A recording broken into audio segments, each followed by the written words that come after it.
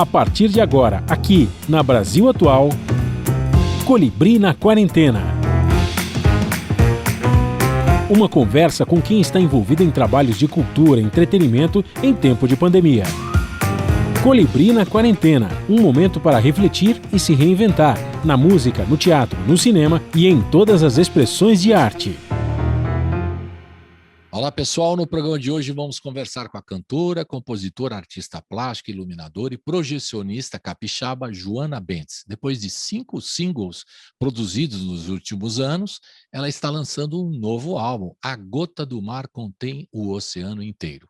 Novas canções de sua autoria e uma releitura de Gilberto Gil com a participação de Gustavo Ruiz.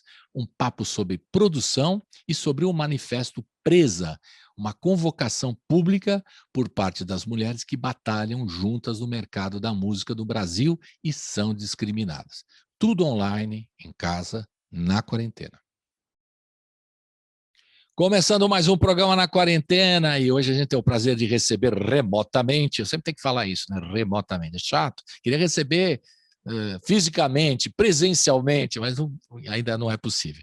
Estamos recebendo, vamos falar agora com Belo Horizonte, com a Joana Bentes. A Joana Bentes é cantora, compositora, multiartista, artista plástica, iluminadora, projecionista, multi-instrumentista, e ela está lançando um novo trabalho, né? Chama A Gota do Mar Contém o Oceano Inteiro. Já o título já é sensacional, adorei. Parece aqueles filmes italianos antigos, dos anos 60, um título imenso, assim, né?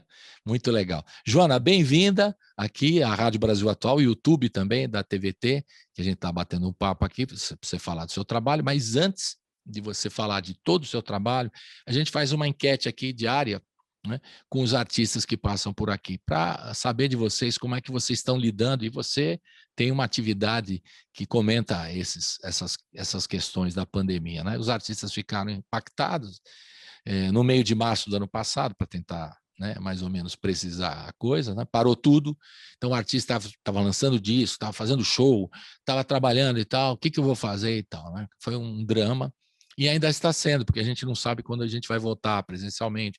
Tem algumas experiências aqui em São Paulo, Belo Horizonte, que eu sei, Rio, né? Vamos ver, né? Alguns ainda não está todo mundo vacinado, é sempre uma preocupação.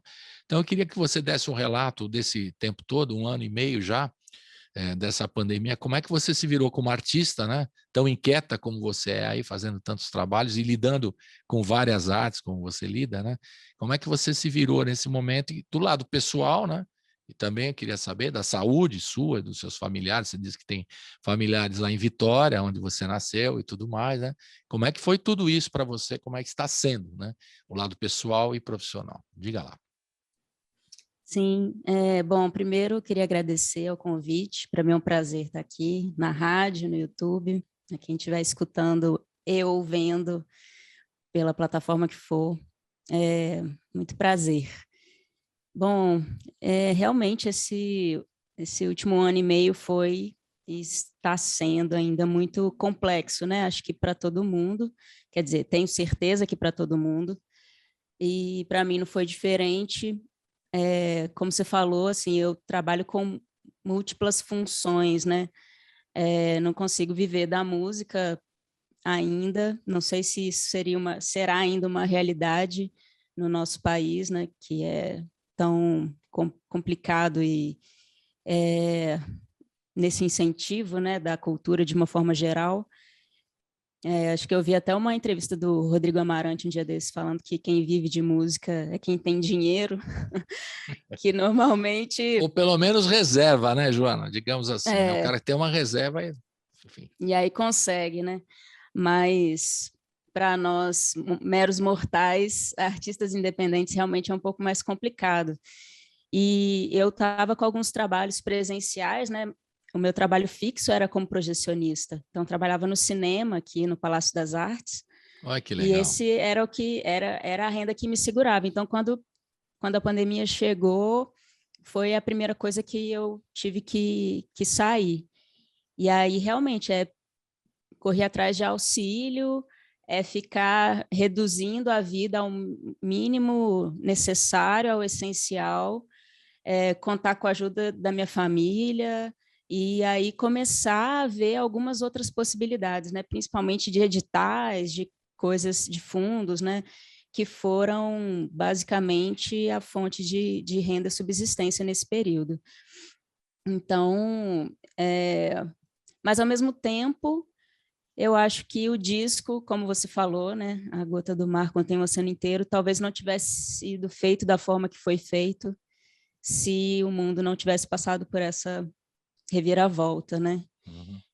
Então, por mais que a gente tenha tido e vivencie ainda pessoalmente, né, e socialmente uma realidade muito complicada, muito triste na maioria das vezes, eu acho que a capacidade que o ser humano tem de se adaptar e de se reinventar é desde o primeiro ser humano que apareceu no mundo, né? Então a gente vai levando da forma que dá e aí tirando talentos da manga para conseguir achar formas e meios, né, mais reais, né? Porque aí é isso, coisas que deem um resultado mais a curto prazo, né? Talvez essa questão de planejar demais já reverter um pouco, né? A gente passou a ter que viver um pouco mais o presente, pé no chão, o que a gente precisa hoje. E aí essa coisa do planejamento, confesso que ficou um pouco mais a curto, médio prazo, assim, né? Show também era uma coisa que estava vindo num crescente, assim. Eu estou em Belo Horizonte, vai fazer 4 anos, ou seja, praticamente 2 deles em pandemia. Então, era meio que o momento que eu estava solidificando, né, as bases aqui. Não deu nem para fazer o circuito pão de queijo, né, Joana? Para passear, experimentar todas as comidas também. Pois é, né, gerar o estado, ainda não foi possível.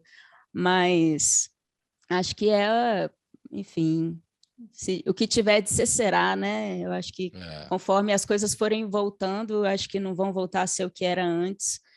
E que bom, de uma certa forma, porque acho que a forma como a gente vinha fazendo também, cuidando do planeta, e enfim, não é uma coisa que é legal, né? Acho que a gente vai rever algumas formas aí de estar no mundo, de ser e estar no mundo, que a partir de agora a gente, bom, entendemos que o bem maior que a gente tem é a nossa própria vida, né?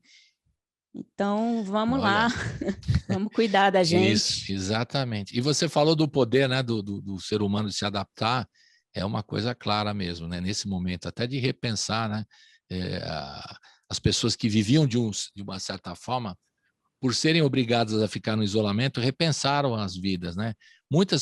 Houve um movimento aqui em São Paulo, e eu posso te dizer que aconteceu mesmo, de um êxodo urbano. Muita gente que saiu aqui de São Paulo e foi para outros lugares, mais para o interior, ou mesmo a turma, por exemplo, que era aqui do Recife, voltou para Pernambuco, né, que morava aqui em São Paulo, voltou para a casa dos pais ou para algum lugar para as raízes, né? Voltou, muita gente teve esse êxodo urbano muito curioso que aconteceu, né? E também uma reflexão sobre como fazer o orçamento, né? Agora eu não tenho mais show para fazer, como é que eu vou levantar a grana?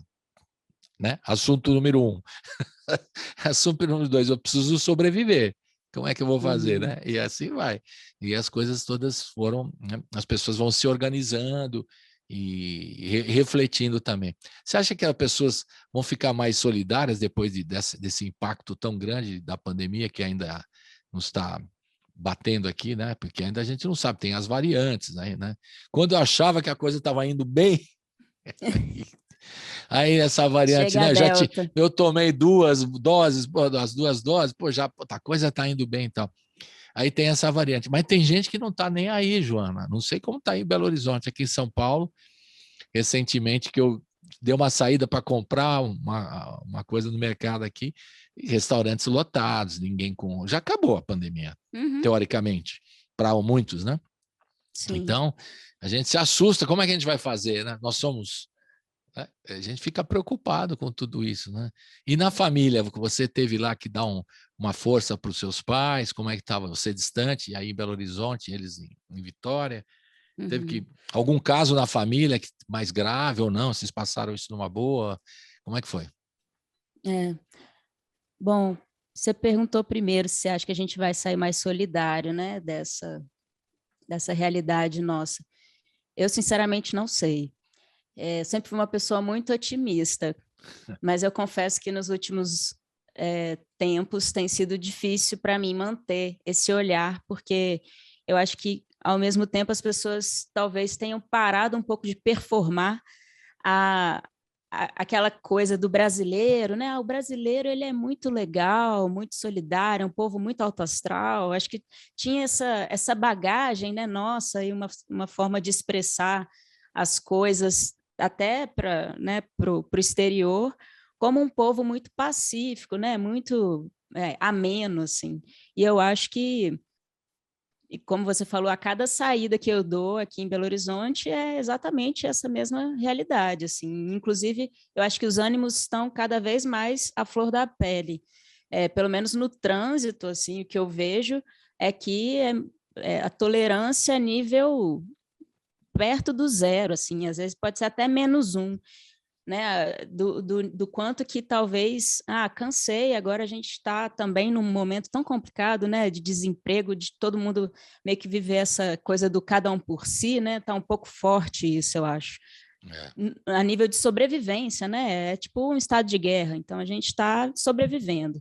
E aí, para sobreviver, o ser humano pode fazer diversas coisas, né, e eu acho que, por conta disso, tem sido acessado em cada um esse lugar também, né, de se enxergar não como uma pessoa, eu sou tão bom, sou tão maravilhoso, sou tão legal, mas também de olhar para os seus próprios demônios, assim, eu sinto raiva, eu sinto desprezo, eu sinto, né, eu sou confusa, eu sou intolerante, eu sou preconceituosa, eu sou, enfim, milhares de coisas que eu acho que, se você passa um pouco de tempo, né, se olhando, você consegue enxergar.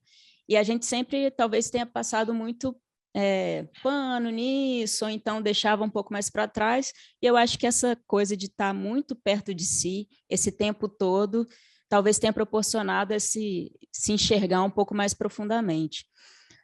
Na minha família, assim, graças a Deus e às deusas, aos santos, a tudo de maior que se creia, ninguém teve nada grave. Alguns familiares pegaram Covid-19, mas foram formas leves da doença. Meus pais, que foi minha preocupação maior, né? E por estar longe, a gente ficou num contato muito frequente, mas eles são muito bonitinhos, assim, muito conscientes, e ficavam bem isolados, passaram a fazer todas as compras, as coisas que precisavam, né, online, e ambos aposentados, então acaba que a vida ficou circunscrita ali, né, na própria casa. Então, foi uma coisa que me deixou um pouco mais tranquila. Mas, ao mesmo tempo, aquilo, né, que a gente estava falando de viver mais o presente, dá uma sensação também, tipo, nossa, mas se acontecer alguma coisa, eu tô sem vê-los desde, sei lá, que mês. E aí uma certa urgência, sabe, de reencontrar, de rever. Aí, em outubro do ano passado, fiz teste, tudo, aquela loucura, e fui de carro para Vitória para encontrar com eles depois desse tempo todo, assim. E aí foi muito bom, foi uma experiência que deu uma certa tranquilidade, assim, sabe? Claro que existe risco, né? A gente não, ninguém é imune e ninguém é super-herói, né? Mas a gente tentou fazer com o mínimo de interferência possível, né, para que a gente pudesse ter um encontro mais legal. Mas eu fiquei, né, a gente fica meio bolado, não sabe direito ainda. Não sabe se os vai abraçar, se vai procedimentos, beijar. fica aquela dureza. coisa, vou, não vou, né, uma sensação estranha, e a gente que é sempre muito caloroso, assim, né, quer encostar, conversa encostando já, né, então isso foi difícil de de entender qual que era a medida desse afeto, né? Não é fácil. Mas foi isso. É um momento complicado. Vamos começar a ouvir um pouquinho dos seus trabalhos todos, né? E aí depois eu quero que você conte como é que foi. Você está falando da família, né? Da influência da família na área, como é que você chegou na música, né? Normalmente tem vários caminhos, né? Mas às vezes pode ser o mais fácil em casa mesmo, né? A influência de casa, o disco que ouviu, o show que assistiu, a música que escutou, sempre pode ser alguma coisa assim, né? Que dá aquele estalo, fala, agora eu vou fazer esse negócio de música aí, que é a minha parada e tal, né? Daqui a pouco você vai contar essa história. A gente vai ouvir do EP Entre, de 2016, Instante. É um vídeo no estúdio, né? Eu queria que você falasse um pouquinho dessa canção, que é do EP de 2016. Depois, entre 2017 e 2020, você lançou uma série de singles, né? Você até me corrija se for por aí. E agora você está lançando um álbum nesse ano de 2021. Então, né, contar um pouquinho desse primeiro EP, como é que foi, de 2016, né? Que você já tinha um trabalho, e essa música Instante que a gente vai ouvir agora. Fale um pouquinho para nós. Instante é uma canção muito especial, que ela veio de uma parceria com o Xuxa Levi, que é um produtor, maestro, arranjador, super figura, instrumentista daí de São Paulo. Ele estava fazendo uma pesquisa assim na internet, descobrindo novos talentos, e calhou de cair num vídeo meu para um canal de música do Elefante Sessions. Ele viu uma versão que eu fiz de Malemolência, da Cell, e aí ele achou interessante, me procurou, e aí a gente começou a ter uma conversa sobre, né? Ele falou de um projeto que ele estava começando, chama No Ovo, e era um projeto super independente, assim, que ele estava com uma galera junto, e que a gente comporia uma música juntos, e aí ela integraria esse projeto No Ovo. E aí eu fui a São Paulo uma vez, a gente se encontrou, dessa troca eu voltei no avião, já escrevi uma letra, chegando em Brasília, que era onde eu morava na época, eu mandei para ele, e aí ele fez a melodia e a harmonia da música. E aí essa foi a nossa parceria em Instante. De uma outra vez que fui, a gente gravou, e é esse vídeo que a gente vai assistir aqui no YouTube. Depois, quem estiver só escutando, também procura saber aí. Legal. Então, vamos ouvir Instante, da Joana Bentes, do Xuxa Levi. Roda!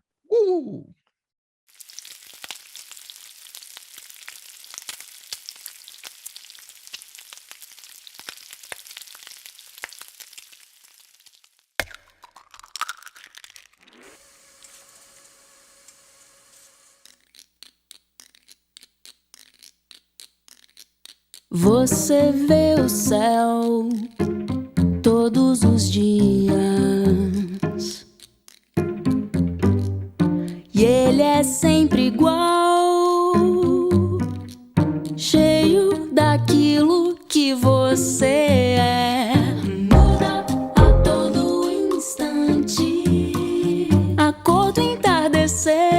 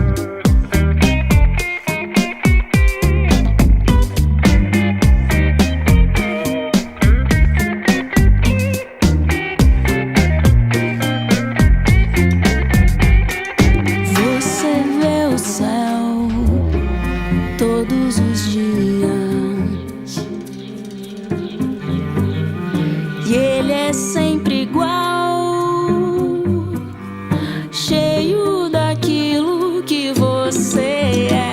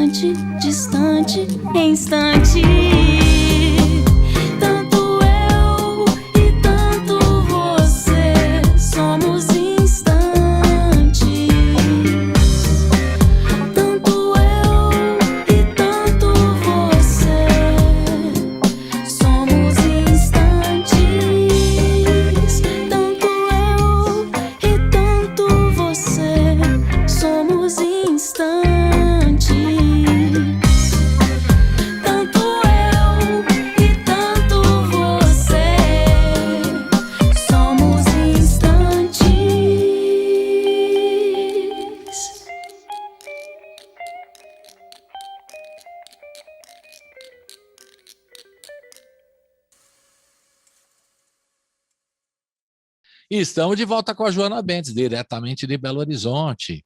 Agora vamos contar a sua história, né, Joana? Eu queria tocar primeiro uma música para você se apresentar musicalmente e agora contar a história. Você falou, né, com tão carinho, o encontro o ano passado com seus pais e tal, né? E você é de Vitória, do Espírito Santo e tal. E aí eu queria saber como é que a música chegou na sua cabeça, no seu, na sua figura, enfim, no seu trabalho. O que te despertou para a música? Essa é uma pergunta óbvia, mas ela às vezes remete a uma série de coisas, até por influências, né? E da memória afetiva da gente. Eu gosto de saber, né? Com todo mundo o que acontece. Às vezes é na casa, às vezes é por outras influências. Como é que foi para você? A família do meu pai, especificamente, assim, é uma família muito musical. Eu me lembro das reuniões, a família dele é de Volta Redonda, né, interior do Rio, e todas as vezes que a gente se encontrava, era sempre encontros muito musicais. Cada um tocava um instrumento, todo mundo cantava, virava uma coisa meio coral, assim, né, ele e os irmãos. E aí as primas, né, minhas primas, uns primos, todo mundo sabia tocar alguma coisa, assim. Foi algo que uma sementinha que foi para todo mundo um pouco, mas profissionalmente poucos escolheram, né? Acho que teve essa característica.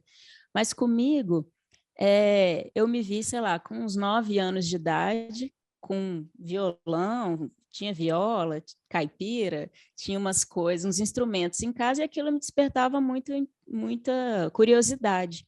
E o meu pai, de vez em quando, tocava. Meu pai é compositor também, deixou a música um pouquinho de lado durante muitos anos para trabalhar como engenheiro. Marcos. Isso.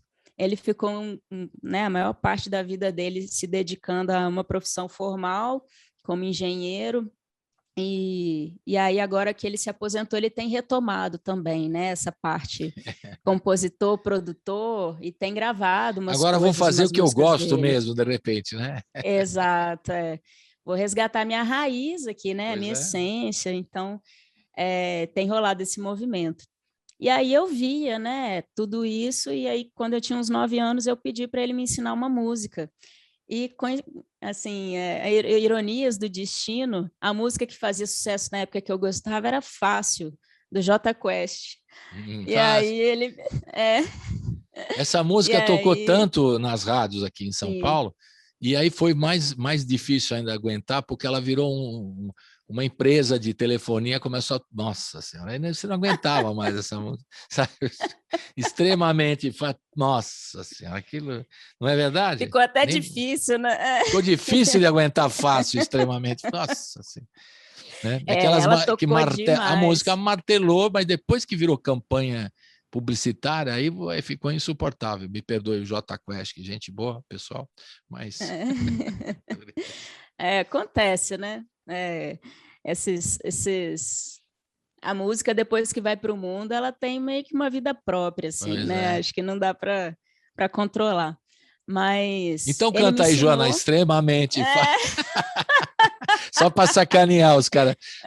Agora vou me livrar, ninguém vai cantar essa. Agora vou só de sacanagem. Bom, canta aí então, Joana, como é que era? Para você e eu e todo mundo cantar junto. Enfim, mas era uma música que tocava demais, né? E eu era criança, aquilo para mim... eu lembro que o primeiro disco, né, ainda era Jay Quest, a minha irmã tinha, a gente ouvia em casa, e era um som que não tinha muita gente aqui no Brasil fazendo, né? Ele era dançante, meio soul, black music, assim. E, enfim, eu acho que tem esses pontos marcantes, sabe? A música que eu ouvia, meu pai tocar, as músicas que eu ouvia minha irmã escutar, e meus pais também, de forma geral, sempre foi uma casa muito musical, assim, né? Acho que eu me lembro de final de semana, sentava para ouvir música. Então, isso acho que era uma prática que sempre me deixou muito preenchida.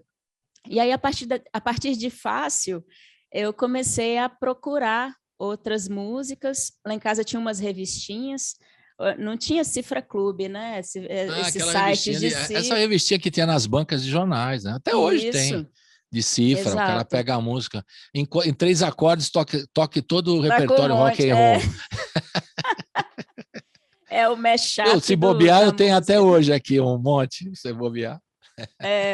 Era muito legal, né? Assim, mas ao mesmo tempo um universo a se decodificar, porque eu não sabia direito o que aquelas bolinhas significavam, né, no braço do violão, mas era uma coisa que eu curtia muito fazer. E aí fiquei nisso durante um bom tempo, até na escola começar a juntar um pessoal na hora do recreio, fazer um som, já levava o violão para a escola. E aí, acho que foi, sei lá, na 6ª série, mais ou menos, eu fui estudar numa escola que tinha um projeto depois do horário padrão, né, da escola mesmo, tinha um projeto legal, assim, tinha instrumento, tinha tipo um estúdio de ensaio, eles estimulavam muito essa parte musical e de esportes também, né? Cada um ia na sua onda, assim. E eu ficava piolinha desse estúdio, e aí juntei com um colega da escola, ele tocava bateria e eu tocava guitarra. Aí a gente ficou um tempo com essa formação, tocando lá nas festas da escola. E aí eu gostava nesses ensaios de ficar experimentando outros instrumentos, aí a gente trocava, eu tocava bateria, ele tocava guitarra, e aí assim eu fui sentindo que eu gostava de praticamente todos os instrumentos, assim, né? A expressão em cada um deles me deixava muito feliz, assim. E aí eu acho que nesse lance das escolas, né, eu fui sempre tendo banda. Depois dessa formação, no ano seguinte já vieram Teve nome outras das bandas colegas. também, que vocês inventam, o que eu acho sempre curioso, Pois os nomes de banda bem malucos. Os Nossa, caras, criançada, inventam os nomes bacanas, assim. você Você me lembra de algum? pegou. Você lembra de algum? A primeira banda que... Nossa, agora você tirou, assim, do fundo da gaveta aqui. A primeira banda que eu tive se chamava Anonymous. Anônimo, isso é... Aí a proposta era vocês serem bem conhecidos, os anônimos. Qual que é a proposta da banda? A gente ser bastante conhecido, anônimos. Mas não é uma contradição, não, rapaziada. Não, tem isso nada. aí é... Aí que é o pulo do gato, né? Nossa, agora você foi numa coisa longe. Não, porque pra sempre tem essa coisa da molecada que começa. O rock and roll pega a criançada, né? Adolescente e tal, não adianta. Sim. A gente gosta, eu gosto muito de música brasileira e de todos os ritmos e a diversidade da música. Mas eu reconheço que o rock pega na adolescência, Sim. Não tem como, né? Não tem como, né? A gente está naquela... Com tanto de energia dentro de si que só o rock mesmo que dá conta, eu acho, né? Da expressão, do grito, da rebeldia natural da adolescência. Xingar o pai e a né? mãe, né? Todo mundo com rock. Achar ruim. O professor, a professora, todo o mundo, né? A gente fica contra o mundo, é legal. Que fase. É desse jeito. E comigo não foi diferente, assim, também tive... Nessa época, assim, era ensino fundamental, né? As bandas que eu tive era tudo tocando rock, era a época do tal do pop punk, né? Aquelas bandas Green Day, Blink-182, Offspring, era o que a gente curtia, tirava as músicas de ouvido e tocava, né? Era muito legal, foi uma grande escola, assim, né? E quando é que você primeiro trabalho profissional? Quando é que foi o primeiro? Diga. Isso daí já foi um pouquinho mais para frente, né? Quando eu acabei o ensino médio, eu tive uma banda também na época do ensino médio, que foi uma banda que talvez tenha me feito experimentar melhor o que era o mundo da música, chamava 3, e era uma banda com uma formação não muito convencional na época, que era um cara tocando e cantando, era o frontman, e a banda era toda feminina, né? Era uma mulher na guitarra, uma mulher no baixo e eu na bateria. Então, e eu era a mais nova, ainda tinha essa coisa meio chaveirinha, assim. Como chamava? Chamava 3. 3, mas tinha mais de 3, eu estou enganada? Tinha. Ô, véio, as bandas suas são umas contradições, assim. Tem que causar alguma coisa nas pessoas, né? Cara, 3, mas cadê os 3? Eu tenho mais de 3 e tal. Então na tinha primeira formação e tinha um 3 homem na pessoas. frontman e o resto era meninas que tocavam. É, né? isso. E aí a gente manteve o nome. E dispensou o depois cara. de... Dispensou o cara. Não, porque aí a gente já tinha transcendido o sentido do número, né? A gente já tinha transcendido. Já era nome, não era mais número. Ah, certo. E aí mantivemos e foi uma banda muito legal. A gente tinha uma produção de músicas autorais, e aí gravamos demos, né, na época. E até é muito, muito saudoso para mim falar dessa banda, porque são pessoas que se mantêm na minha vida até hoje, assim, né? O Carlos, que era o vocalista, atualmente ele mora em Portugal, foi estudar etnomusicografia lá, e aí ele me manda várias músicas que ele compõe, a gente tem uma troca até hoje nesse lugar, e é muito legal entender como que a música nos conectou através dos tempos, né? Tem, sei lá, eu tinha 16 anos na época, hoje eu estou com 32, então é um tempinho bom, assim, né? De troca e de conexão mesmo, né? Que a música proporciona. E aí, depois do ensino médio, aquela coisa, escolher a faculdade, eu fiquei, confesso, com medo, não fui para a música, e lá no Espírito Santo, a UFES, a Universidade Federal, tinha um curso de licenciatura em música, e eu achava que eu não tinha muito esse lugar de ensinar, né, da parte de ser professor e tal, da licenciatura em si, e aí eu não quis fazer. A minha mãe estava estudando lá na UFES, fazendo artes plásticas, e as artes sempre foi um lugar da minha expressão também, sempre gostei de desenhar, de pintar, era muito estimulada nessas formas, assim, né? E aí eu acabei escolhendo as artes plásticas. Peguei o último ano da minha mãe na faculdade, a gente estudou juntos durante um ano. Que bonito, que legal. E foi muito legal, assim, a universidade deu uma ampliada, assim, abriu a cabeça dela, nossa, né? Foi muito legal a experiência, estudar junto também. Acho que eu já estava numa idade, eu não entrei, assim, logo depois do ensino médio, eu lembro que eu acho que eu tentei, entrei, sei lá, um ano depois. Então, para mim, era legal, sabe? Estar com minha mãe lá na universidade, a gente fazer a matéria juntas e tal. E aí, eu acho que depois que eu me formei, olhei para as possibilidades que eu podia ter, trabalhei um tempo como produtora cultural, com produção de montagem de exposições de arte, e isso era uma área que eu gostava muito também. Eu trabalhei no Museu Vale, lá em Vila Velha, né, no Espírito Santo, que é um lugar, um dos principais lugares lá, né, que recebiam artistas nacionais, internacionais, tinham grandes exposições de arte contemporânea.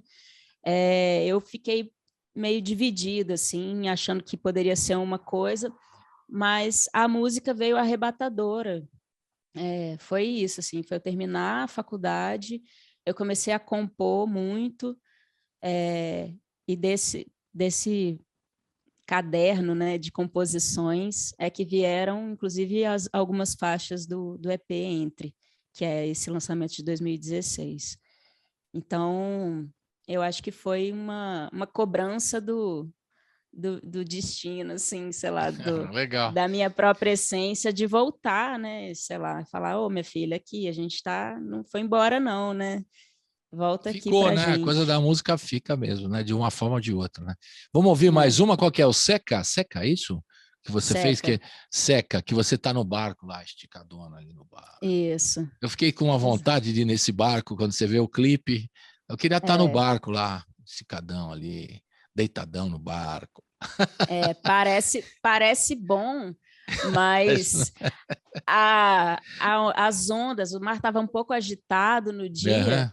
Nossa, dá muito enjoo, tá? Aí vocês resolveram na edição, resolveu na edição. Até parece, né? A gente é tudo nós mesmos, produções, faz faz a coisa Joana acontecer. Bentes Produções, ela mesma fazendo tudo, é isso? Tem também uma pequena equipe que acompanha e que, nossa senhora, a gente faz milagres juntas. Uma boa ideia acaba levando o resto, né? E você já estava com drone para gravar isso aí ou não estava? Nada. Lá mas em ficou Vitória bonito. Tem uma ponte, que é a ponte que liga... Vitória é uma ilha, né? Mas tem algumas ilhas menores ao redor, e aí uma dessas chama Ilha do Frade, e tem uma ponte que liga, né, a Vitória a essa ilha. E aí a gente foi dessa ponte com a câmera, posicionamos o barco mais ou menos embaixo e mandamos ver. E a Joana esticadona ali. Esticadona, passando mal, mas mantendo minimamente uma dignidade. Mantendo a classe. Passando mal, mas mantendo... Nem deu para reparar, assim, não reparei. Está muito lindo. Fala um pouquinho da canção, por favor. A gente vai ouvir agora e ver também o clipe. Diga. Massa. Bom, seca é uma palavra que existe no dicionário. Ela significa um lugar inexistente. Não é com S, gente, é com C. Seca. Isso. E aí, esse lugar, né, assim, inexistente, fiquei pensando, que lugar que é esse? Que seria quase que um não lugar, né? É um lugar de passagem, ou é um lugar que poderia ser em qualquer outro lugar, vamos dizer assim. E o mar é um pouco isso, né? A gente não dá para dizer que eu estava em Vitória ali, propriamente. O mar pode ser, sei lá, uma coisa um pouco mais deslocada, né, de um ponto fixo, assim. Então, primeiro foi isso, né, trazer esse elemento do mar como esse não lugar, esse lugar inexistente ou indefinido, na verdade, que essa é a palavra, assim. E é uma música que tem uma característica talvez um pouco diferente das outras, assim, do EP. Ela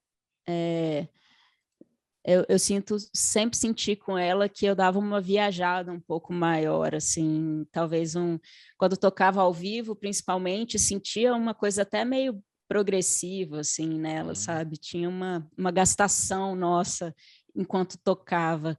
E eu acho que por isso veio esse desejo de também transformá-la nesse clipe, assim, que tem esses elementos fortes também, e ao mesmo tempo... que tem uma condução, talvez seja o clipe mais megalomaníaco, não sei, vamos dizer assim, que eu tenha trabalhado, porque realmente o trabalho que ele deu, assim, né, e os caminhos que a gente foi escolhendo no decorrer do roteiro e tudo, eu acho que ele trouxe essa camada, assim, de uma coisa um pouco mais grandiosa. E ele me dá muito orgulho, eu acho que ele plasticamente é muito bonito, mas também a história, a questão de estar dentro de si, depois fora, né, do peixe, né, a gente ainda pegou um peixinho de um pescador e adotou esse peixe durante a gravação toda, era a gente cuidando desse peixe, fazendo um aquário itinerante que a gente levava no porta-malas do carro, né, para os lugares para poder gravar. Assim, muito muito doido, né, de ter as coisas que a gente faz para poder produzir o nosso sonho. Mas acho que vale a pena. E você passou mal lá no barco, mas isso a gente não fala. Já falou 2 vezes, já 3. Mas quase não dá para ver, vai. Não, tá tudo salvo na edição. Isso. A Joana foi lá, deu uma editadinha, passou um negócio lá, um equipamento que deu um software, um filtrão, ficou lindo o negócio. Roda, vamos ouvir então Seca com C, né? Fala de novo o que quer dizer essa palavra que você pesquisou também. Significa um lugar indefinido, distante. Beleza. Roda!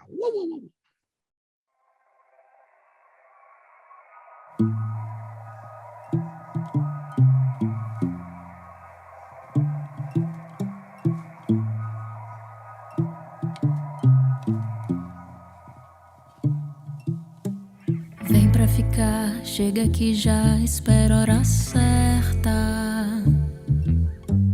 Digo que nem cabe chegar, certo tempo virá. Tô com você, tempo solar, sol que acerta. Tem um amor, sei que terá, deixa a porta aberta.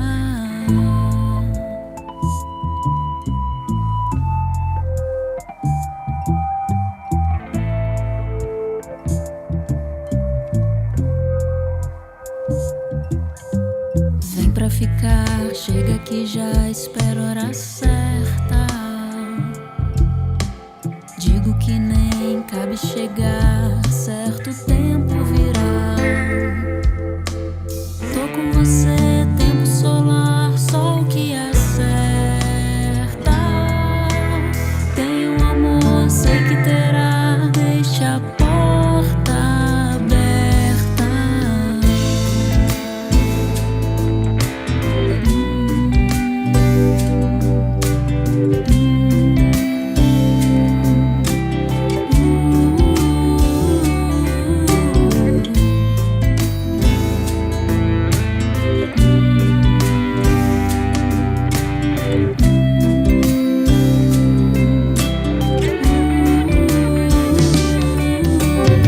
Cheguei, vim pra ficar, quero me espera. Ponteiro partiu, no meu lugar virei outra seta. Seu beijo ouviu simples soar, salvei a seca. Mudei pra dançar, relógio sorri.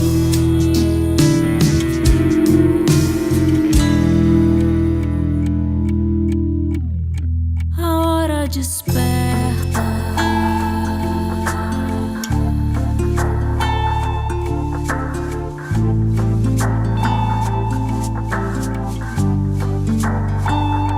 Sua hora desperta.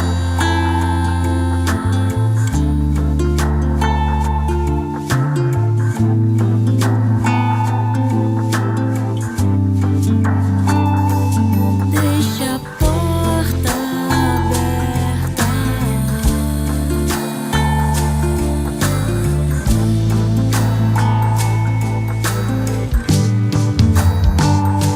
Enquanto te vejo, anseio, ensejo.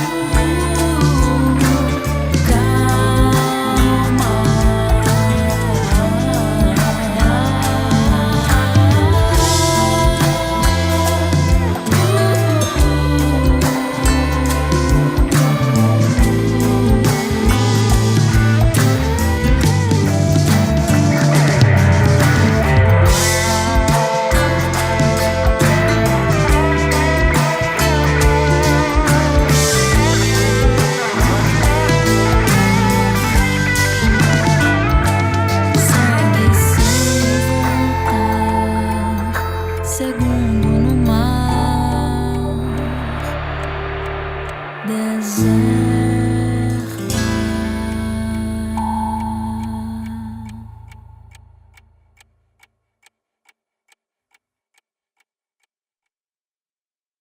Estamos de volta com a Joana Bentes, ela está em Belo Horizonte, já falou da família toda lá de Vitória, ela foi gravar em Vitória o Seca lá, ficou no Baco e tudo mais. E você falou que você estava trabalhando de projecionista, eu acho tão legal esse trabalho, mas por que você foi trabalhar? Você trabalha com artes plásticas, você faz música, toca vários instrumentos, por que raios, como diria o português, você foi trabalhar como projecionista? Explica essa aí que é bem curioso, eu quero saber. Por favor.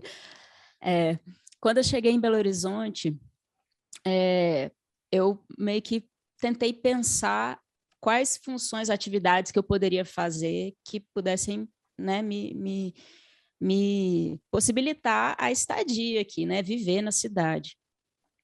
E aí, eu tinha uma amiga que trabalhava nas mostras de cinema. E aqui tem um grande, né, é uma coisa muito bacana que a cidade tem, não só Belo Horizonte, né, que tem a Mostra de Belo Horizonte, mas essa mesma produtora faz em Tiradentes, em Ouro Preto. Então, festivais, é meio que um eu conheço circuito. festivais de Tiradentes, Isso. claro. Exato. E aí eu comecei a me interessar pela área e eu sou, pode não parecer, mas eu sou uma grande nerd. E eu adoro a parte técnica, eu adoro, né, mexer, entender o funcionamento das coisas e, enfim, coisas que eu demoro um tempo, assim, demanda uma sentada na frente do computador, sabe? Estudar, né? Aprender. Eu sou uma grande entusiasta, assim, da escola, do aprender. E aí eu fui ver como que era, né? E aí me apresentou para uma outra amiga que se tornou minha chefa depois, a Jaque, que fazia esse trabalho de projecionista, mas tem um trabalho anterior, né, que era de preparação desses filmes para passar nas mostras. E aí ela estava precisando de mais gente, era uma área que estava crescendo, não tinha muita gente que fazia. Eu falei, bom, eu tenho aqui as ferramentas possíveis, sou muito interessada, aprendo rápido, mas vou precisar de um suporte aqui nesse início. Tá? Ela falou, não, vamos embora, vamos fazer. E aí a gente fez um curso, tipo, de flash, assim, né? Rápido de preparação para eu entender essa parte técnica, né? Do que seria o formato em que esses filmes tinham que estar, né? Porque vem filme do Brasil inteiro, às vezes do mundo, e aí a gente tem que preparar esse material para passar nos cinemas, ou às vezes não é, né? Às vezes é uma projeção digital, né? Hoje em dia o formato digital é que é mais utilizado, né? Eu nunca fiz analógico, nunca trabalhei com projeção analógica. Já vi, assim, né? Tinha um colega que fazia. Mas aí eu falei, acho que então vou me dedicar a isso e comecei a participar dessa pré-produção e aos poucos fui crescendo, né, nessa profissão e aí passei a ser projecionista mesmo nas salas em que tinha essa forma digital de projetar. Eu adorei essa história porque eu adoro o cinema, né? E eu sou do projecionista, aquele lá do analógico, da película, né? E a película a gente passava aqui no Cineclube do Sindicato dos Jornalistas, 16 milímetros, me ensinaram lá a pôr no dente direitinho a película, e quebrava, arrebentava o filme, aí queimava, a lâmpada do projetor era não, a gente tinha tanto problema, né? Que hoje o digital tem filme que eu estou vendo hoje, que eu já vi, né? Históricos, clássicos e tal, que eu vejo com outros olhos hoje, porque na época era tão escura a projeção que você não percebia, né? A direção de fotografia tão linda do filme, você não sacava, porque... Bom, enfim. Porque o equipamento não estava completamente claro, ele não estava adequado, preparado. a lâmpada precisava ser um tipo de lâmpada específica, Sim. o projetor de 16, 35, até de 70 milímetros precisava ser super bem cuidado e limpo. A manutenção desses equipamentos é fundamental. Enfim, era uma desgraça. Uhum. E que nos remete ao difícil. Cinema Paradiso, né, Joana? Cinema Paradiso que fala um pouquinho da projeção do filme, né? Que é romântico, um filme italiano que mostra um pouquinho isso, né? Da história da projeção dos filmes. É tão lindo, né? E valoriza esse profissional, de certa forma, né? Muito legal também. E eu adoro também, por isso que eu perguntei, ela fala, projeção, a gente vai ter que explicar. Está explicado, né? Mas a música segue. E as artes plásticas também, como é que você faz ainda? Eu sei, por exemplo, está aqui uma foto sua, né? Que eu tenho aqui no material de divulgação, aí está lá a foto da pessoa e tem lá a arte, a Joana Bento. Quer dizer, você faz a arte do seu trabalho também. Capa, tudo, né? Isso. Quer dizer, é uma forma de você manter o trabalho de artes plásticas no seu trabalho musical também, é isso? Exato. Eu acho que é muito difícil a gente dissociar as coisas que a gente aprende, né? Sei lá, essa faculdade que você fez jornalismo? Eu, sim. Então, acho que isso vai, ainda que você escolhesse, sei lá, daqui a pouco, eu quero ser chefe de cozinha. O jornalismo não ia sair de você não. por algum lugar, né?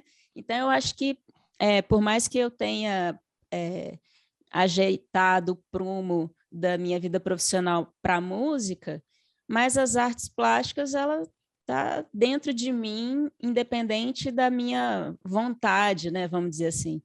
E ela se manifesta, ainda mais hoje, que eu acho que a música ela está muito mais visual, né? Hoje em dia é muito difícil você lançar um trabalho sem um clipe, né? Ou sem um visualizer, que hoje em dia está mais em alta, coisas que acabam ampliando um pouco o sentido da própria música também, porque você traz né, já, sei lá, uma certa interpretação daquilo de forma visual também. Então, eu acho que isso já veio meio que naturalmente. E por eu ter, talvez, às vezes o conceito do trabalho já me leva muito para esse lado visual, eu acabo assumindo essa função também, né? Então, na capa do disco, né, eu fiz o lettering que forma o nome do disco, acabo fazendo a diagramação desse material, layout das coisas, penso, né, nessa parte de direção de arte dos clipes. Enfim, eu acabo colocando, sei lá, a sua experiência, na verdade, de arte plástica no seu trabalho, juntando tudo. Exato, junta tudo. Economizando também, né? De certa forma, eu sou uma pessoa que economiza. E economizo os outros também, né? Pois porque aí, você vai sei lá, pedir minha produtora agradece. Fala assim, olha, eu queria assim, assim, a capa. Você vai lá e mesmo você faz e tá aí, tá feito, né? Agora, eu queria falar de uma outra questão aqui que eu achei bem legal, o single Presa, né? Que também é um vídeo poema. Queria que você falasse desse trabalho. Já estamos entrando já em 2020, né? No ano passado, que você lança. E também eu li um texto muito legal, que é um manifesto do Presa. Manifesto. E coisas incríveis vocês falam aí, muito bacana. É um texto que você assinou com quem mais está junto com você? A Silvia Ferreira, que é a minha produtora. A Silvia Carolina Ferreira, vocês assinaram aqui, que é um manifesto também, né? Muito legal. Então, queria que você falasse do manifesto e do vídeo poema que a gente vai ouvir e ver daqui a pouco na sequência. Fale um pouquinho para nós. Como é que surgiu isso? A canção Presa, ela já parte de um lugar de uma inquietação muito grande que toda mulher tem, principalmente vivendo no Brasil, que é um dos países onde mais mata mulheres, né? Violência doméstica é uma das principais causas de morte, de feminicídio e tudo. E isso, na pandemia, por algumas pesquisas que a gente estava fazendo na época, viu que houve um crescimento surreal isso de quem conseguia, né, pedir ajuda.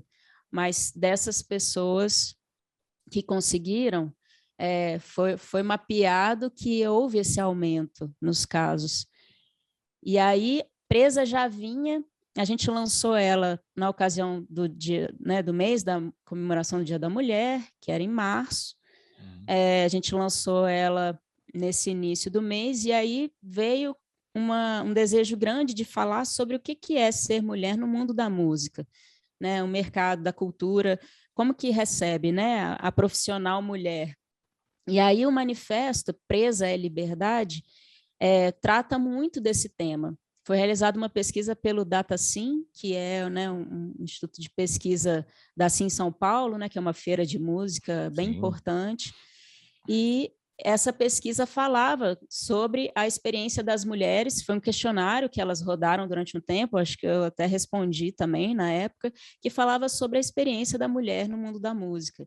Então, assim, quais eram as principais dificuldades, desafios, situações de preconceito, de diminuição da sua própria capacidade, ou de como que você tem que lidar com diversas situações. Você coloca aqui, por exemplo, 84% das brasileiras ligadas ao setor musical já foram discriminadas no ambiente do trabalho. Você coloca isso como, né, no começo do manifesto, esse dado importantíssimo. Né?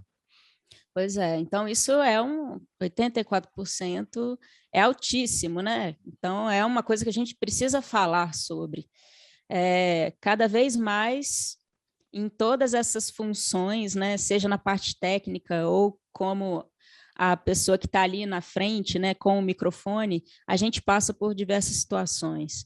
Então, isso era uma coisa que é muito forte, assim, a gente precisa falar, cada vez mais expor para tentar minimamente trazer à luz da consciência dos homens, sobretudo, né, que, enfim, gente, 2021, depois e durante uma pandemia, não é possível, né, que a gente não consiga mudar alguma coisa estrutural dentro da gente, na nossa sociedade, que modifique as formas como a gente lida principalmente com isso, né? Com a liberdade do outro. Não, aqui a gente sempre chamou atenção sobre essa questão, né? E até na área de música tem exemplos claros. Um dia, de um grupo feminino aqui de São Paulo, que agora não lembrei o nome, e eles fazem percussão, né? Só mulheres, né? Então elas fazem percussão e ela disse que o negócio é tão ridículo que um dia ela estava passando, durante o carnaval, né? Ela estava passando com o instrumento de percussão dela, e aí um cara passou perto dela e falou: "Você quer que eu afine o instrumento para você?" Aí ela falou assim: que palhaçada é essa?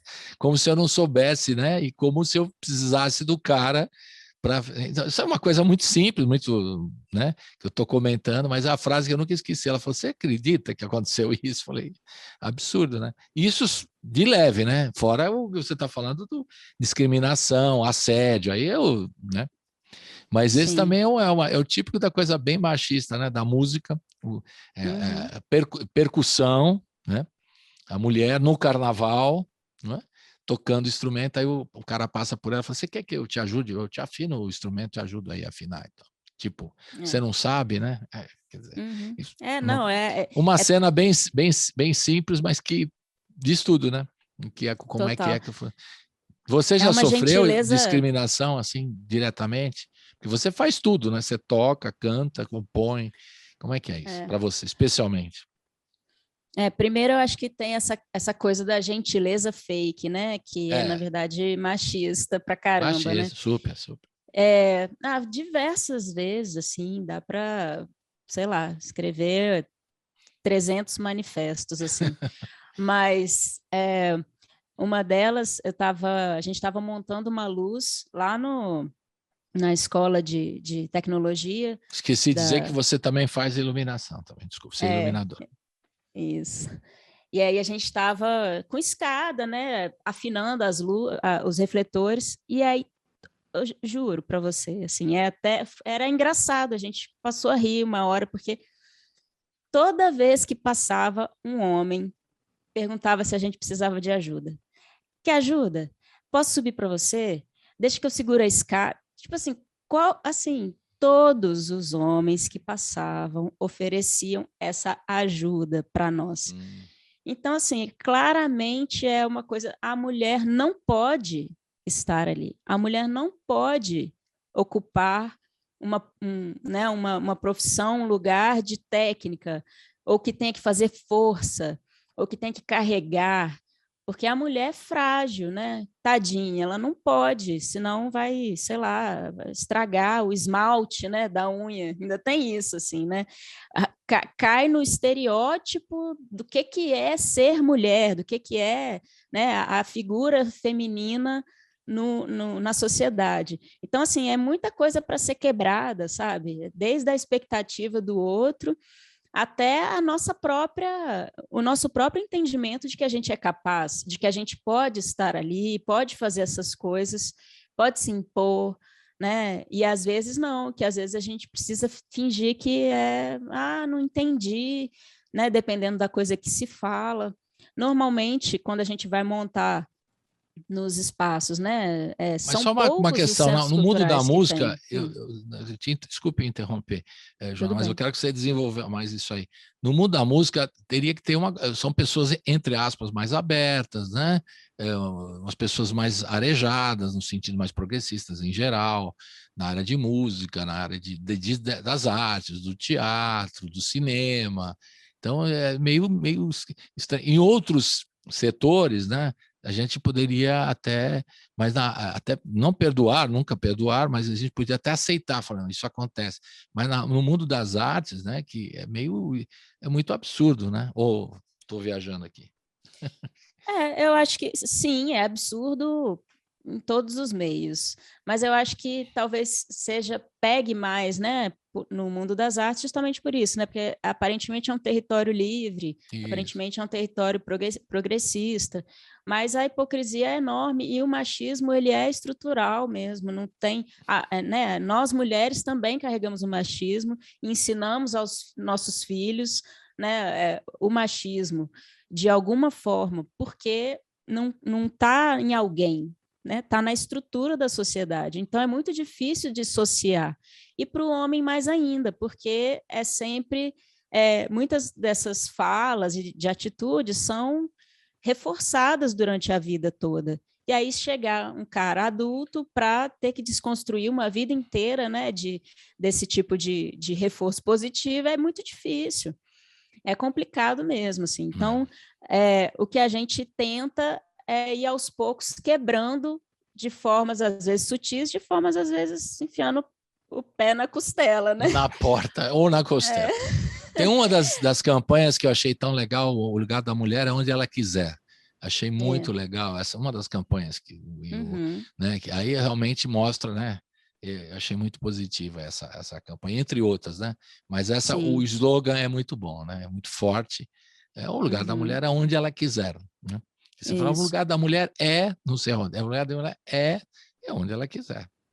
E é muito, é muito estranho a gente falar isso, né? Tipo assim, como se a gente tivesse que reiterar.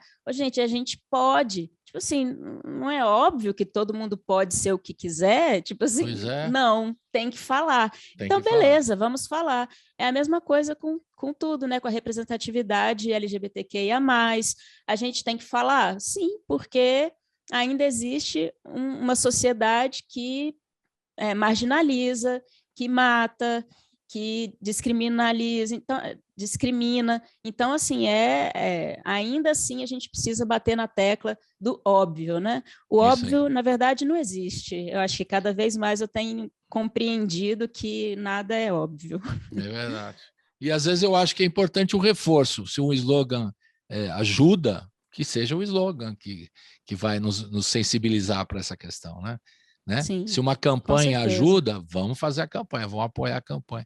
Se o manifesto ajuda, vamos fazer o manifesto e vamos, né? Eu acho que é por aí também, é o caminho. Vamos ver e ouvir o vídeo poema no YouTube e vamos ouvir também Presa, da Joana Bentes agora, que está no single de 2020. Roda!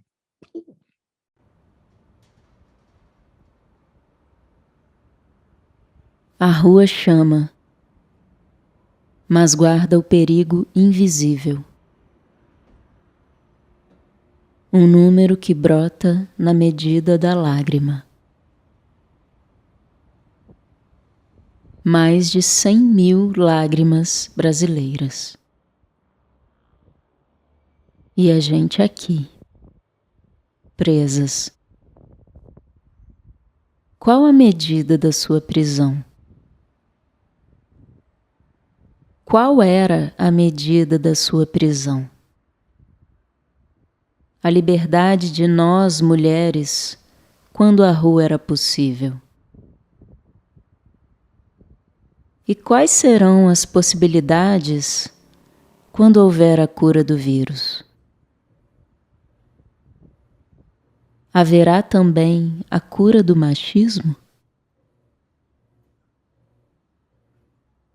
Quantas mulheres estiveram numa prisão pior que a sua? Qual prisão é melhor?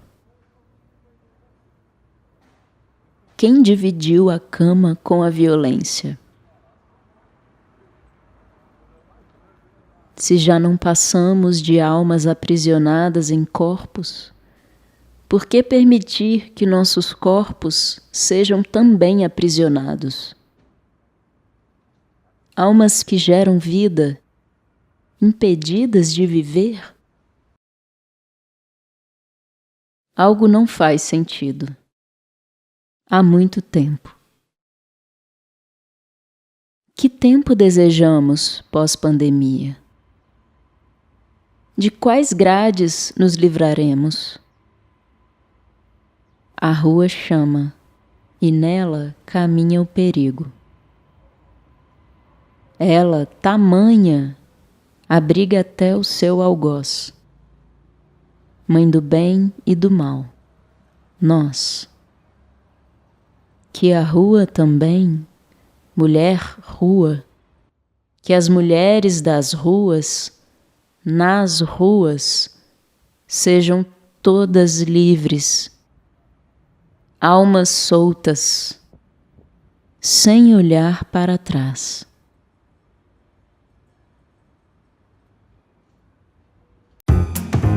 Você está ouvindo Colibri na Quarentena. De volta com a Joana Bentes, ela está em Belo Horizonte, ela nasceu em Vitória, passeou por Brasília, não falou o que você fez em Brasília, por que você foi parar em Brasília? Aqui não escapa nada, pô. Tá pensando o quê, né? É. Pois é. Como eu te falei, e falei para todo mundo que está aí ouvindo a gente, vendo, eu tive essa parte, né, de trabalhar com produção de exposições de arte, e foi uma coisa que eu desenvolvi durante uns anos assim da minha vida. Em Brasília, eu trabalhei numa produtora que fazia esse tipo de trampo, assim. Então, a gente montava as exposições lá em Brasília, como São Paulo e Rio, né, tem esses muita centros exposição, culturais. claro. Esses principais centros culturais, CCBB, né, a Caixa Cultural, enfim, um circuito interessante, assim, né, para as artes visuais. Então, eu fui para lá para, basicamente, fazer esse trabalho. Até que, ao mesmo tempo, eu desenvolvi o EP, e aí a música foi me puxando mais. A partir do momento que a música foi me puxando mais, eu fui abrindo mão dessa parte das artes plásticas, de produção, né, nas artes visuais, e fui me dedicando mais à música. E aí foi exatamente o ponto de entender aonde que eu iria, e aí São Paulo era um grande plano, assim, mas eu achei que seria muito grande para mim ainda. E BH também é uma cidade super interessante, que também tem esses centros culturais e que também tem uma cena musical muito forte, efervescente. E tem uma coisa também que eu não falei ainda, que a família da minha mãe é daqui, é de Belo Horizonte. Tem esse Então, é uma detalhe. cidade que já era familiar para mim. Então, não foi tão aleatória, sabe, a minha vinda para cá. Brasília foi por trabalho e Belo Horizonte por relações familiares, pronto. Isso. E São Paulo vai ser por tudo, por trabalho, Isso. por relações de amizade também. Você vai vir para cá. Total. Aguardem Joana Bentes em São Paulo. Eu já estou fazendo spoiler, criando confusão para você vai ver. Mas, então, eu queria que você falasse um pouquinho agora. A gente chegou finalmente no disco, né? No álbum A Gota do Mar Contém o Oceano Inteiro, né? Como é que foi a preparação desse trabalho, né? Que são, no total, são 8 faixas, né? 8 faixas disso. A gente vai ouvir 3 aqui na sequência, né? Queria que você falasse um pouquinho como é que foi a produção disso aí. Tem muita coisa a ver com o que acontece hoje, né? Com a gente. Você colocou isso em toda essa obra musical também, esse momento que a gente está vivendo, que a gente falou lá no comecinho, né? Da pandemia e tudo mais. Então, eu queria que você falasse como é que você criou o repertório, né? E conta para nós. E chamou as pessoas para trabalharem com você, né? Para tocarem com você também. Diga lá. Quando eu comecei a pesquisar, primeiro, assim, né, no meu próprio repertório, coisas que eu já tinha feito, que poderiam ter a ver, né, que conversavam com um sentido que eu estava a fim de trabalhar agora. Primeiro, eu acho que rolou esse movimento, sabe, de revisitar, assim, as músicas que eu já tinha feito. E aí fui encontrando algumas coisas em comum entre algumas delas, mas senti ao mesmo tempo uma necessidade de atualizar, principalmente letra, que é uma coisa que eu sou muito ligada, assim. Para mim, a poesia que tem na canção é uma coisa muito importante. Sou muito uma mulher de palavra, vamos dizer assim. A palavra é muito importante para mim. Quando vem com ação, então é melhor ainda, mas vamos por partes. É. E aí, eu acho que primeiro rolou, então, esse movimento. Eu entendi, na verdade, que eu tinha na mão 2 EPs, cada um ia para um sentido, um tinha uma coisa mais do amor romântico, de um sofrimento, de uma, né, sei lá, bad de fim de relacionamento, uma confusão de montanha-russa de emoções, e um outro lado de um amor mais universal, de uma coisa um pouco mais transcendental, né, que não fala de casal, assim, que fala de uma coisa um pouco mais, mais social, assim. Então, eu senti que tinha esses dois caminhos. E, assim, claro, também a composição, ela é uma coisa muito presente para mim. Eu amo compor, é realmente uma coisa que me mobiliza demais, energia. Então, eu também estava fazendo coisas novas no ano passado, e aí eu achei que desse material novo também já caberia para um lado ou para o outro. A partir do momento que eu fui desenvolvendo esses 2 conceitos, e aí tinha até essa coisa um pouco meio dualista, né? Sei lá, terra e céu, dia e noite, né? Tinha esses 2 lados assim meio opostos, sei lá, do amor também, né? Um amor romântico, um amor mais universal, vamos dizer assim. Eu fui sentindo que, na verdade, eu precisava de uma cola que a gente não é ou uma coisa ou outra. A gente é uma coisa e outra. A gente carrega essa dualidade, esse paradoxo de existir, já é isso, né? Cada dia que a gente vive é menos um dia que a gente vive, né? Então, acho que tem essa coisa, assim, enfim, que a gente, de existir, já é. E aí eu falei, não, eu preciso, na verdade, de, então, juntar essas 2 partes. E aí, nessa pesquisa, porque enquanto a música está rolando, a construção do sentido também está rolando, né? O conceito do que estava acontecendo também foi se desenvolvendo. E aí eu fui entendendo que, bom, acho que, na verdade, não são 2 EPs, na verdade, isso é um álbum que está se construindo, e eu fui buscar um conceito oriental, né, uma prática, na verdade, de restauração de cerâmica que chama kintsugi, que é quando a cerâmica quebra, eles pegam esses cacos e colam com uma goma e ouro, normalmente. Às vezes usa outro tipo de pó também, de algum, mas o ouro é o mais utilizado. E aí as peças ficam com aquela característica que, na verdade, agrega mais valor à peça do que ela era antes, porque agora ela tem ouro, né? E você vê como se fossem cicatrizes daquele tombo, né, que a peça levou.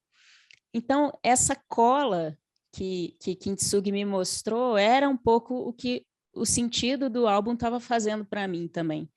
E aí nasceu a canção Kintsugi, que faz parte dessa transição, vamos dizer assim. E aí, uma outra canção que veio também com essa característica é uma música que nesse disco eu acabei fazendo isso também, nunca tinha feito, que é ser intérprete, né? Sempre gravei as minhas próprias composições. E aí me deu muita vontade de colocar uma música do Flávio Tris, que é mineiro, mas que mora em São Paulo, que chama Pra Ver a Voz.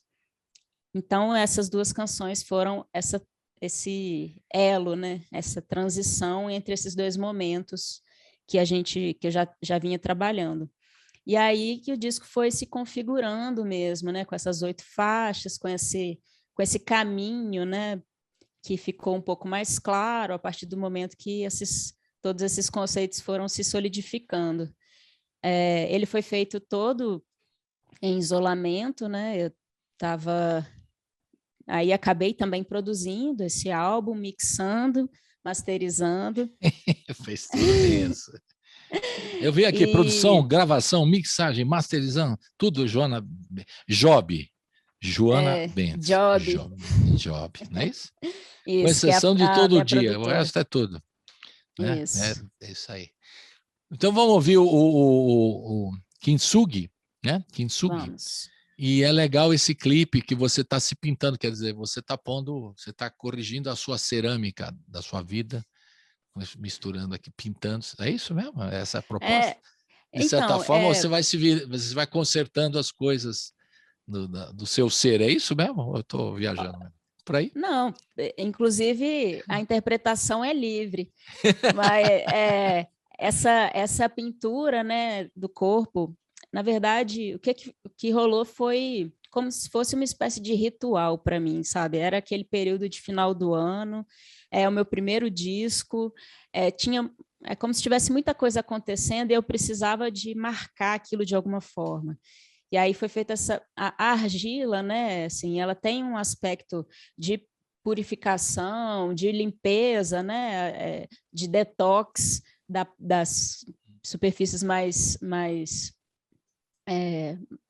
superfícies mais superficiais da pele, mas então ela tem essa característica já pela sua natureza, né? E aí eu acabei escolhendo, a gente até testou algumas outras cores de argila, mas a branca remetia mais a isso que você falou, é a cerâmica, né? A cerâmica queimada que usualmente a gente tem é a branca.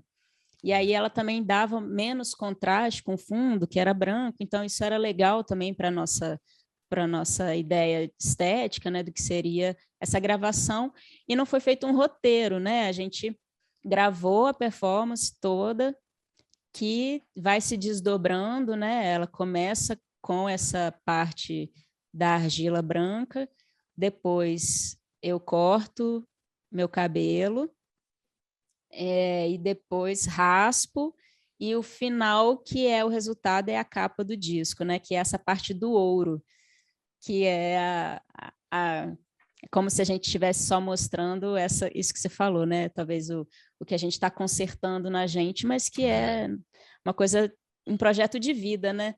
Não dá para consertar A em gente está uma se hora consertando só. a vida toda. Todo dia, Todo dia, então, né? Aprendendo com os Exato. erros, né? Principalmente. A gente aprende com os erros, aí Isso. está se juntando as coisas. É isso mesmo. Então vamos ver o Kintsugi, que é legal esse vídeo também, você se pintando, mostrando tudo isso que você falou. E a música também, que está no disco, né? Você faz voz, baixo, ruídos, programações, e tem o piano do Igor Ferreira. É isso? Vamos Correto. rodar, então. Roda o Kintsugi.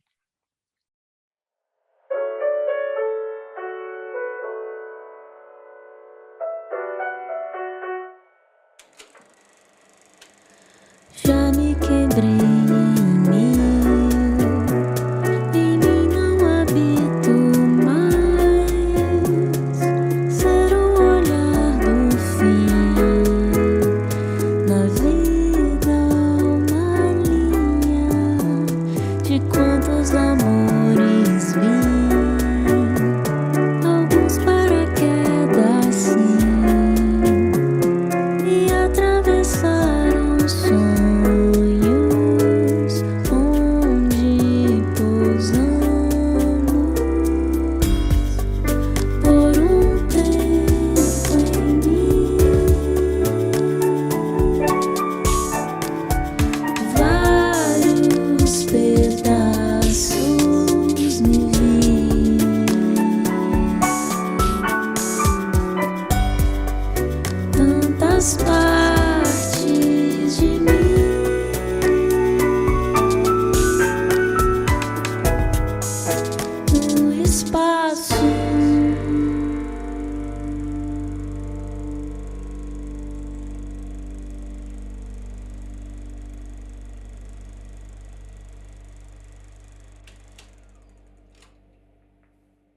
Estamos de volta com a Joana Bentes, diretamente de Belo Horizonte. A gente está falando do disco, do álbum, que tem um conceito: a gota do mar contém o oceano inteiro.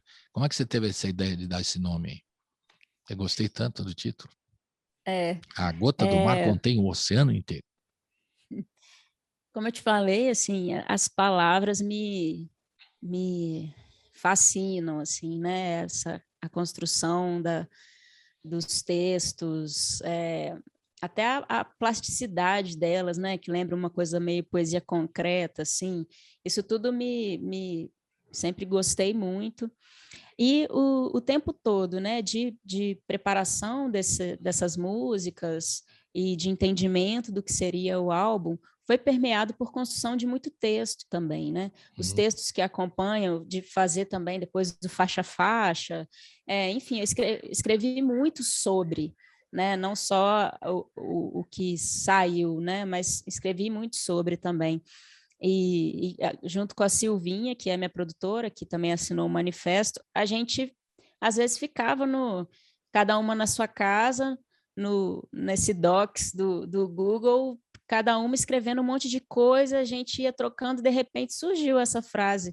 Inclusive, ela falou meio de zoação, assim. Não era exatamente desse jeito, mas era esse sentido, assim. Eu falei, isso daí soa bem. Aí a gente foi lapidando ela até chegar na Gota do Mar Contém o Oceano Inteiro. Depois eu vou até resgatar qual que era a frase mesmo, que não era essa exatamente. Mas foi assim, foi meio que de tanto se debruçar, né, sobre aquilo tudo, ela acabou... Uma troca de ideias, de textos e tal, aí surge o nome final, né? Muito legal. E aí tá aí o álbum. E esse ele tá em todas as plataformas e tal, o álbum A Gota do Mar Contém o Oceano Inteiro? A todas as plataformas. Você colocou a sua obra toda, anterior também, todos os singles que você lançou, e também lá para trás, o EP Entre, também está tudo na plataforma, está tudo. Você pode acessar, só escrever Joana Bentes lá e acha tudo. Isso. Beleza. Exato, todas as plataformas. Essas negócios das plataformas, vem sempre a pergunta que está sendo recorrente, assim como a primeira, né, sobre a pandemia, é sobre o momento da gente estar dependendo dessas plataformas. Você acha que está havendo um exagero? Como é que você enxerga isso? Do ponto de como você faz tudo, né, no seu trabalho, você também tem que trabalhar as redes sociais. Como é que você vê esse momento? Nós estamos num dilema mesmo das redes, que a gente é obrigado a trabalhar com as redes, ao mesmo tempo a gente fica meio refém. Como é que você vê isso? Eu acho que todo artista se viu um pouco nesse dilema, né, de ter que se tornar uma pessoa criadora de conteúdo. Exato. Quem não tinha um pouco isso como já como uma coisa natural, talvez teve que se sentiu, na verdade, na obrigação de ter que passar a fazer esse tipo de interação com a rede, né? Eu acho que tudo aquilo que não machuca a gente não tem problema de fazer, assim. Eu acho que pode se tornar uma coisa prejudicial quando você vê aquilo como realmente uma obrigação. E aí realmente não acho que é válido, porque primeiro tira a espontaneidade, né? Tira a naturalidade de se fazer. E segundo, que aí você vai também propor discussões e assuntos que não necessariamente têm a ver com o seu trabalho, né? Então, sei lá, eu vi muita gente, artista, falando sobre comida, e aí mostrando receitas que está fazendo. Tudo bem, é legal, acho que todo mundo, não sei se todo mundo, né, mas muita gente passou um pouco por essa fase. Acho que são várias fases nessa pandemia, assim, né? Primeiro de você ficar uma fase fitness, uma fase mais de chefe de cozinha, uma fase, sei lá, acho que... Tem uma fase de depressão também, né, Joana? Uma fase de depressão e de nada, absolutamente essa ninguém nada gosta de sentido. publicar, né? O mundo tá... Como é que eu vou fazer? Que preocupa, né? Aí é fogo.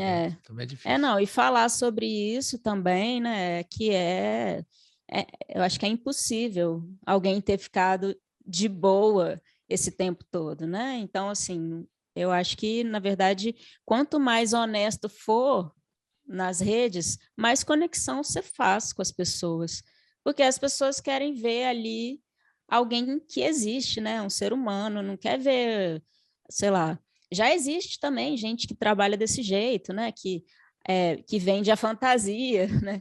Que vende aquilo que é idealizado. E aí vai ter público para tudo. Mas eu confesso que para mim sempre foi uma luta muito grande, assim. ter que produzir conteúdo. Então, eu acabo fazendo muito ligado àquilo que eu estou produzindo, né? E não quero muito sair do que é a minha É fazer vida. conteúdo da música, né? Quer dizer, porque o Exatamente. pessoal usa os outros tipos de ideias aí para tentar atrair o público, né? Mas o essencial que você faz é a sua música, então, né? Eu acho que quanto mais próximo da nossa essência, vai ser sempre mais verdadeiro para quem estiver assistindo e eu acho que vai fazer mais sentido. O pessoal assim. percebe, está forçando, né? Aquela história. Começa a fazer muito, não, eu quero aparecer aqui, muitos cliques, está forçando a natureza, né? Exato. É complicado. Bom, e para encerrar, a gente sempre pergunta aqui também como é que você se sente hoje como um artista, né? Nesse mundão do Brasil, com o Inominável no comando e a cultura... Desmantelada. Eu ia falar uma palavra mais forte, mas foi boa essa sua. Vou ficar com a sua. Como é que você vê isso tudo? Como eu falei, assim, eu sempre fui uma pessoa muito otimista, né? E tendo a acreditar muito nas pessoas, assim, principalmente nas potências mesmo, né? Que a gente traz enquanto ser humano aqui nesse mundão. Então, assim, para mim, ser artista não é muito bem uma escolha. É algo que se mistura, né? Não é uma profissão para mim só, mistura com a minha vida. Então, não tem como dissociar, né? Tá longe disso. Acho que se eu deixar de fazer o que eu faço, né? Ainda mais com, sei lá, diferentes áreas, né? De expressão, eu acho que eu morro, né? Não tem uma coisa de escolher. Então, já entendi isso, mas eu preciso, sim, no nosso país, arrumar estratégias para sobreviver e para viver, né, para além daquilo que é o sonho, daquilo que é o que nutre realmente. Então, essas outras coisas que eu vou fazendo que, de certa forma, conversam, né, com a cultura, tem sempre um pezinho assim, na cultura, na criação, principalmente, eu acho que acaba sendo o que move. Acho que desistir a gente não vai, jamais. Mas que os desafios poderiam ser um pouco menores, acho que sim. Não está fácil, né? Mas a gente tem que encarar. Você acompanha o noticiário diário dos jornais, da área política, da área de saúde, ou você faz aí um tempero, um equilíbrio para não ficar tão abalada com tudo que você vê e ouve? Eu atualmente tenho feito um tempero, até porque eu não tenho televisão já tem alguns anos, e isso, de certa forma, dá a gente consegue ficar um pouco mais alheia, assim, eu acho. Mas é lógico, tem coisas que, na verdade, não é nem questão de buscar, né? Elas chegam até nós e eu passo muito tempo, né, na rede, não tem como, assim, e aí acabo tendo acesso às notícias. Mas eu acho que o tempero, na verdade, talvez ele esteja muito ligado atualmente até uma saúde mental um pouco mais saudável, porque a gente, quando a gente entra muito nisso, né, e vira realmente, tipo assim, uma notícia que leva a outra, que leva a outra, que leva a outra, quando você vê, você fala, putz, não tem jeito, né? E para criar, para você fazer um trabalho de arte, você tem que realmente estar inspirado por alguma coisa, seja pela raiva ou pelo contentamento, assim. Então, eu acho que vai mexer com a gente, né? Querendo ou não, e saber direcionar isso da melhor forma. E encontrar o equilíbrio, né, Joana? Isso é a coisa mais difícil, que a gente, às vezes, fica completamente atordoado mesmo, desorientado, e precisa achar o equilíbrio para poder enfrentar. E vocês da música têm que ter essa resistência, que a música ajuda a gente a passar esses momentos também. Tem esse lado, né, curativo da música, um lado importantíssimo, né? Da arte em geral, a música especialmente, né? Então tem que ter essa cabeça, esse equilíbrio para seguir em frente, e a resistência e a luta, enfim, né? Isso para seguir no trabalho. Então nós estamos no finalzinho, a gente vai ouvir Ventania, da Joana Bentes, e depois ela trouxe também de um repertório que não é a autora, ela não é a compositora, um clássico, né, do Gilberto Gil, Preciso Aprender a Só Ser, né? Então queria que você falasse dessas duas canções, a sua canção e por que você escolheu essa do Gilberto Gil nesse momento para botar no seu trabalho. A Gota do Mar contém o oceano inteiro. Fale um pouquinho para nós antes da gente se despedir. A gente vai ouvir essas duas, uma na sequência, dose dupla, que nem a vacina. Uma primeira e a segunda termina assim o programa. Diga lá. E se tiver a terceira, pode tomar. Vamos. Claro. Opa. Claro. Bom, Ventania é uma canção muito, muito cara, assim, para mim, porque ela é uma dessas que eu resgatei e dei uma atualizada na letra para trazer muito do contexto que a gente está vivendo, né? Tem um trecho que eu vou até destacar aqui, que eu acho que resume um pouco o que ela traz, que é ser só no caos ou causa para juntos sermos. Então, é trazer para nós, né, o que a gente pode construir juntos, né? E um convite mesmo a nossa união num lugar de construção e de uma coisa positiva, assim, né, para o mundo. E a canção do Gil era uma música que já vinha me acompanhando há um tempo. É uma letra que é um primor, é realmente como se fosse uma conversa pessoal, assim, né? Sabe, gente? Então, quando, enfim, a pandemia veio, na verdade, eu lancei ela até um pouco antes, assim, porque o sentido dela, eu acho que ele é atemporal, né? A gente precisar aprender a só ser como a gente falou antes, um trabalho de vida, né? Que a grande onda, assim, né, de ser humano é ele se humanizar, né? A gente nasce e vai aprendendo a ser, né? A encontrar na gente o que tem de legal, o que não é tão legal assim, o que a gente pode fazer para melhorar individualmente e, né, o reflexo disso no nosso núcleo, na nossa família e depois, enfim, né, num aspecto mais amplo. Eu acho que ele traz uma mensagem que é, na verdade, um mantra que eu acho que todo mundo tinha que ouvir todo dia. E essa última versão que eu lancei, ela é acústica, né? Convidei o Gustavo Ruiz para gravar esse violão, que ficou lindo. Foi uma grande honra para mim ele ter aceito. A gente nunca tinha feito nada juntos, né? E é aquela coisa, para mim, é convidar um ídolo, assim, sabe? Para trabalhar junto. E aí, quando ele aceitou, eu só sorrisos. E, de fato, foi uma parceria muito feliz. E a música ficou uma outra, né? A gente pegou um meio do caminho, assim, entre a versão do Gil e a versão que eu já tinha feito para o disco.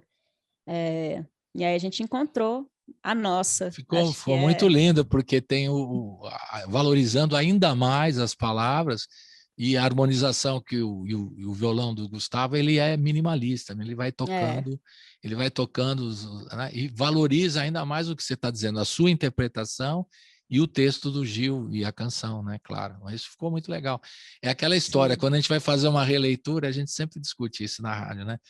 Ela precisa ter uma versão, uma ideia nova na releitura, né? Não é só tocar de outro jeito, né? Ela precisa ter uma ideia nova. Ela pode tocar de várias formas, mas e que você conseguiu fazer muito bem. Trouxe uma ideia nova, uma música já conhecida, né? Do Gilberto Gil, que traz e um som que ficou muito legal, ficou perfeito.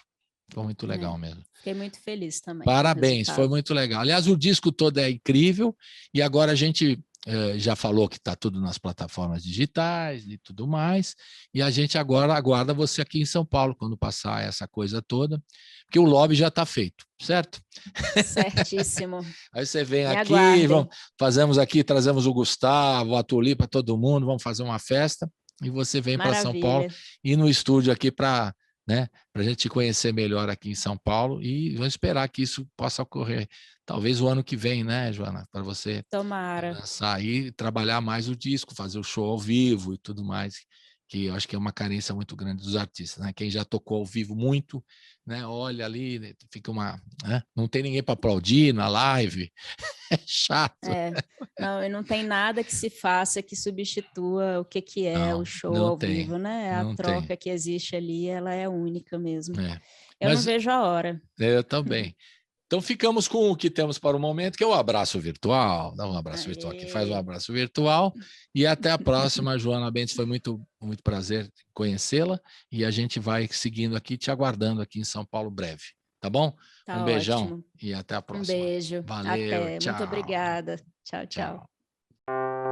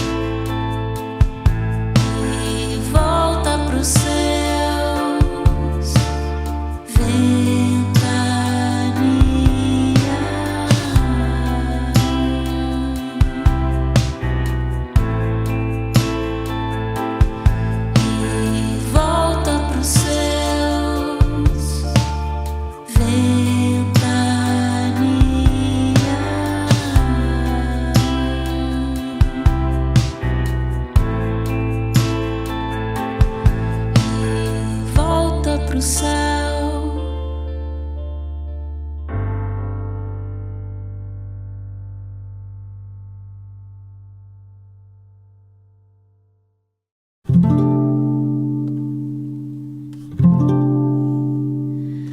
Sabe, gente, é tanta coisa pra gente saber o que cantar, como andar, onde ir, o que dizer, o que calar, a quem querer.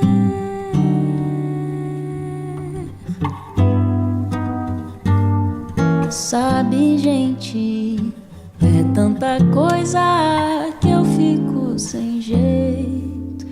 Sou eu sozinho e esse nó no peito, já desfeito em lágrimas que eu luto pra esconder.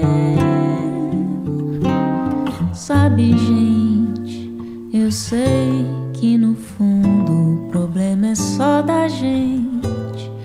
É só do coração dizer não quando a mente tenta nos levar pra casa do sofrer. E quando escutar um samba, canção, assim como eu preciso aprender a ser só, reagir e ouvir o coração responder, eu preciso aprender a só ser.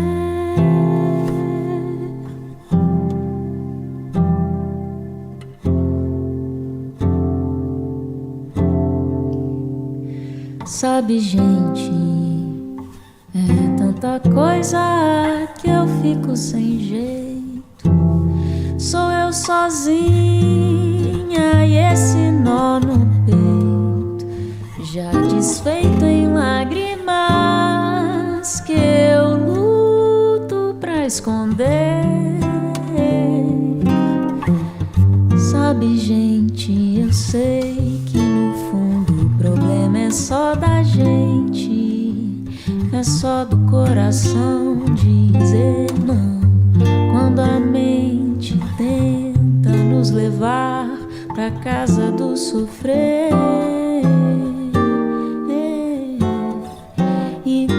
Escutar um samba, canção, assim como eu preciso aprender a ser só, reagir e ouvir o coração